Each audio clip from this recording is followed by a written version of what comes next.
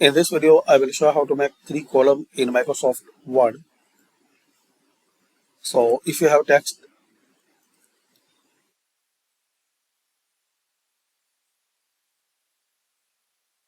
and you want to make three column for this text, so Control A, select all, and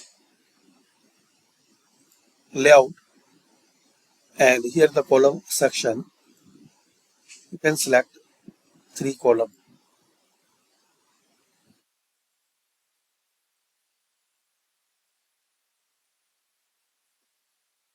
So once you type anything here, so it will automatically create three column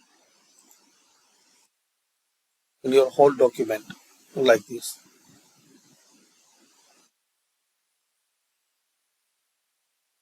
And similar way you can set two column or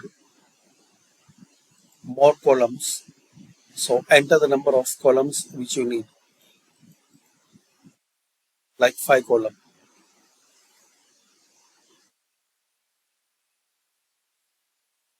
So this is a very basic video guys to learn how to set three column in Microsoft Word document. Thanks for watching.